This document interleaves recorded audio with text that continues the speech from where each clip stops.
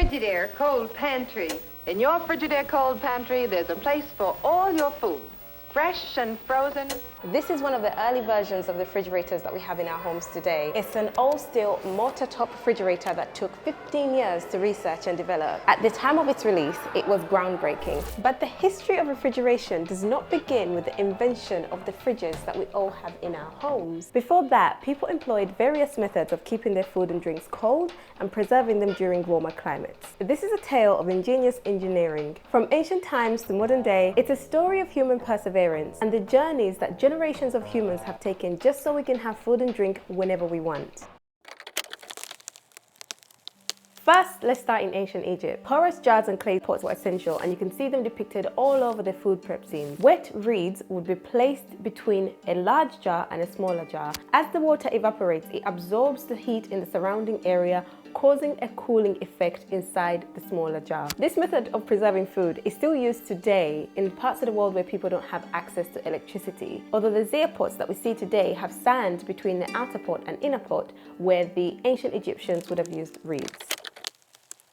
Around the corner from Egypt was the ancient Persian ice house yakhchāls. Yakhchāls had a distinctive conic shape and were dedicated to storing ice. They had insulation and ventilation systems to maintain the cold environment. The underground chamber allowed cold air to sink while warm air was directed upwards and away from the ice. Wind catchers, these chimney-like structures, were integrated into the design to channel air and enhance the cooling effect. Yakhchāls utilized the principles of thermodynamics to create a controlled cooling environment.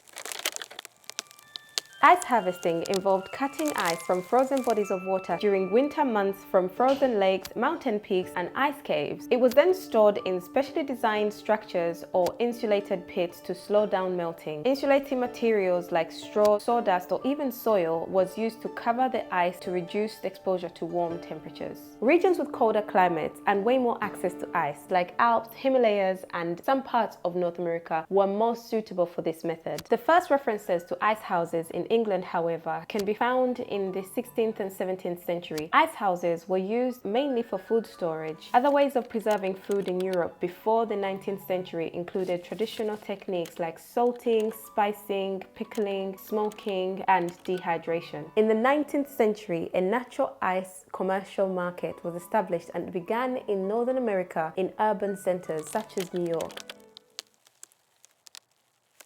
Hot summers, population growth, the rise of brewing, as well as the meatpacking industries all contributed to the increase in demand for natural ice. Wyeth, a Boston entrepreneur, designed and patented technologies that revolutionized large-scale harvesting. The Wenham Lake Ice Company, named after Wenham Lake in Massachusetts, was the first to transport American ice to Britain in 1844. However, there were significant impediments in the American ice exports to the United Kingdom, one of these being distance. Significant cargo was lost as the ice melted during the Atlantic crossing. The distance was reflected in the transportation cost. This caused limited supply and maintained relatively high pricing for American ice in the British market. Hence, the American presence in the European market was vulnerable to competitors like Norway. Geographically speaking, Norway had a more ideal location. It was way closer to Britain, plus the climatic conditions were optimal for ice production. Ice export also proved to be a perfect complement to the existing economic structure in Norway, mainly the timber trade. During the 19th century, the timber industry experienced a rapid surge in technological advancement. The introduction of mechanized planing mills led to the production of large quantities of sawdust. This sawdust found a valuable purpose in the ice trade. It was used on ice-carrying ships to prevent the ice from melting. The British entrepreneurs recognized that Norwegian ice matched the quality of Renham ice but came at a considerably lower cost. By 1868, time revealed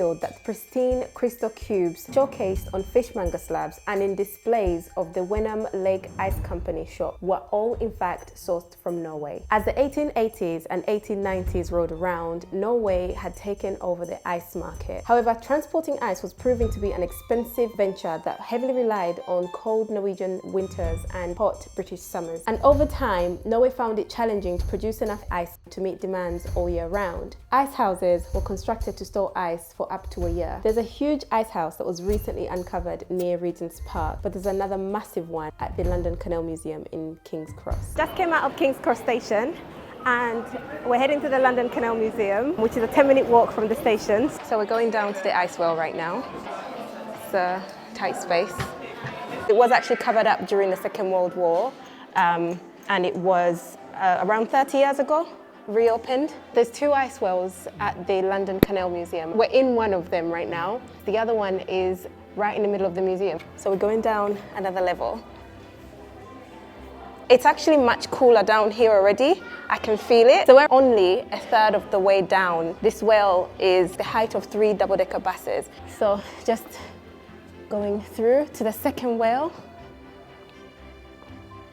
It's so massive, and you can imagine how much ice would have been collected. Ice was in high demand, and the ice industry went on for about 60 years.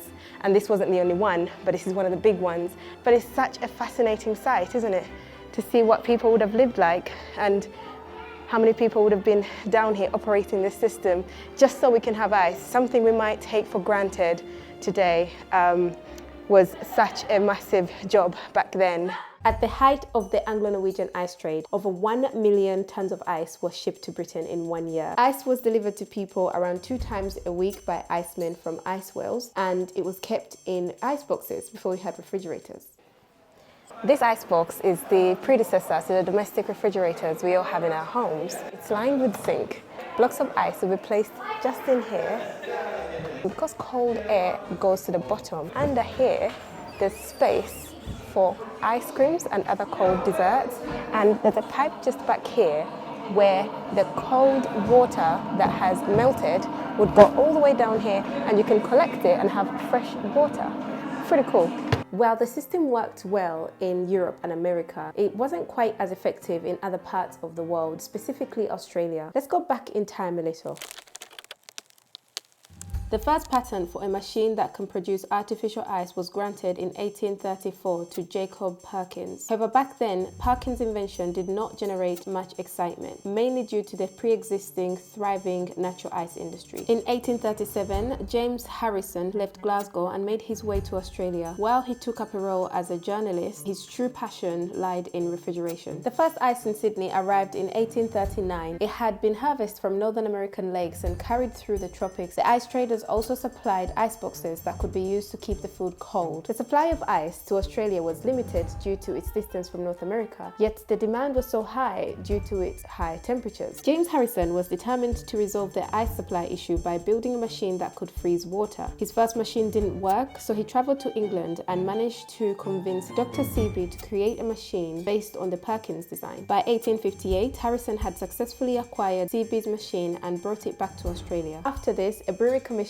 Harrison to construct a commercial refrigeration plant. This marked a significant milestone as the cooling of Australian lager became the first practical application of a refrigeration machine globally. Subsequently, ice factories began to emerge all over England to compete with the pre-established natural ice harvesting industry. The process begins by filling ice molds with water, which are lowered into a massive brine tank. The brine is cooled with ammonia refrigerant-filled pipes until it reaches the temperature of around -10 degrees Celsius. After a span of several days, the water within the molds is frozen completely. To extract the ice, the molds are initially transported to a warm water bath, which loosens the ice and allows it to be removed. At the heart of the factory was its engine room, which primarily consists of a sequence of sizable motors and compressors. These components play a crucial role in compressing ammonia, which in turn supplies the refrigeration necessary to cool the brine tank. Interestingly, these are also the same underlying principles behind the modern refrigerator, featuring an electric motor and compressors, but on a much smaller scale. However, it's important to note that there's a 30-year gap between the development of the industrial system and the creation of something practical enough for daily kitchen use. I just don't see why it's better than an icebox. Well, a refrigerator is more efficient. Keeps food fresh longer. We won't need ice to be delivered.